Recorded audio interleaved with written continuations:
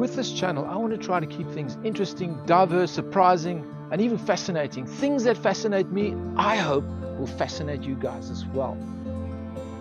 Murchison Holdings, one of the companies therein is Kilima Horn Heritage. Now they are both preservers and breeders of the Ankole cattle breed. This is where this story began. In 2004, on a visit to Uganda, President Ramaphosa came across these majestic cattle with these huge horns known as the Ankole breed. And he set about trying to work out how to get them to South Africa. Now it's very difficult to bring live animals. There's all the red tape and all of that to bring animals from North Africa into the Southern Africa. So what he did was he employed the services of Embryo Plus and Brits. And Dr. Mornay Delaray brought fertilized embryos in a frozen state to South Africa, put them into surrogate cows, and the birth of those calves was the beginning of the South African Ankole herd. So we went along to Brits to go and see a little bit more. It actually started 45 years ago. My granddad started everything, so he was also a vet. So he had a small animal practice, and then in 1980 he actually saw the gap that there is in assisted reproduction with cattle primarily, and then he started Embryo Plus. So then after that my father joined in 1994. So and then he obviously took everything that my grandfather built, made it much better, and obviously now it's my turn to join the company and hopefully follow in my father's footsteps. So I'm actually now the third generation vet here at Embryo Plus, and so that's what we're trying to do. We're trying to take good genetics and make it much more. This is all liquid nitrogen tanks, so all of these ones are filled with either semen or embryos. So this is probably from all the top genetics breeds in the country. We've got the semen and we've got the embryos. So this is also what we do as Embryo Plus. We take very good genetics, we make it more, and we multiply it much quicker than they would do naturally. So all of these cane codes have a bunch of embryos in them. So this was either created through embryo flushing or IVF work. Now I have a question. Why on earth do you have to put this in liquid nitrogen? Why not why don't you put it in a fancy freezer? So the idea behind liquid nitrogen, it's extremely cold. It's literally minus 196 degrees Celsius. No, this was 100 down. It's literally minus 196 degrees Celsius. So what the liquid nitrogen does, it actually freezes the embryo and the sperm cell. We put cryoprotectants inside so it doesn't burst. But it freezes it, so everything in the cell and all the processes comes to a complete standstill. There's no processes that still happen. So it freezes and it just pauses that cell's life. Yeah. So then when you then defrost it, everything is alive again. So with liquid nitrogen, you can actually store these genetics in terms of semen or embryos for many years, even decades. My granddad started everything in 1980. And a few years ago we actually transferred an embryo that was frozen in 1980, and there's a calf on the ground now.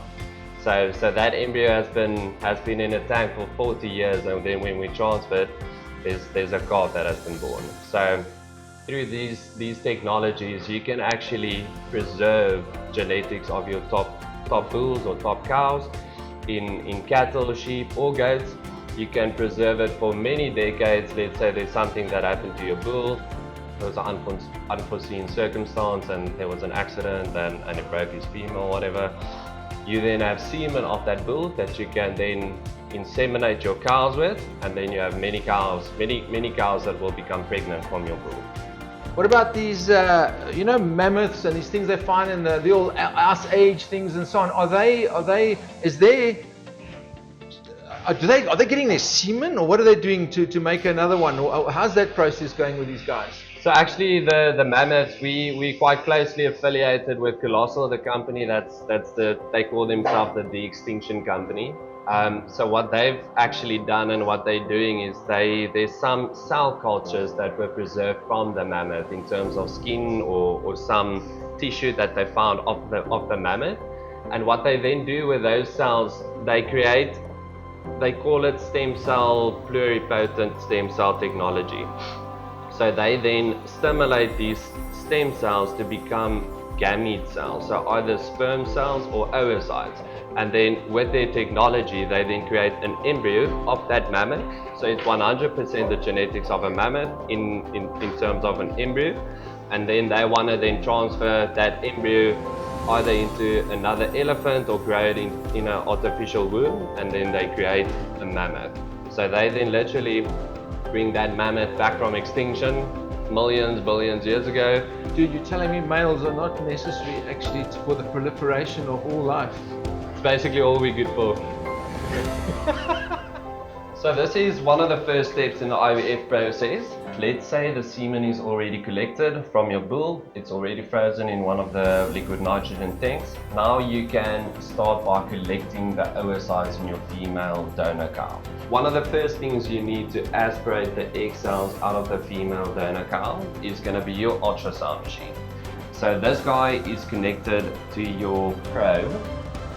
This goes into the vagina of the female donor, and this right there that's gonna be your visual. So with this ultrasound visual pad, you'll see the ovary, and then on the ovary there's a few follicles that grow on the ovary. On the ultrasound machine, you'll see it now. It's all those black bubbles that pop up on the screen.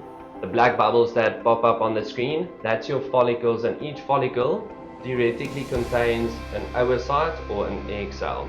And then on the screen we can see the needle entering a follicle and then in effect aspirating the oocytes that's in those follicles. Then I will just repeat this and just shoot this needle into all the black spots and then flush out that oocyte. That oocyte will go into the tube that I have around my neck here, and in that tube all those oocytes will then fertilize tomorrow in the IVF lab. So that's where we'll put the semen with, and then from there you'll create your zygote, which grows into embryos 7 days later.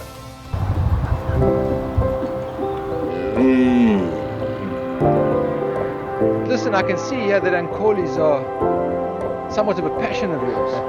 No, 100%, and I think not only me, a lot of people in the industry as well.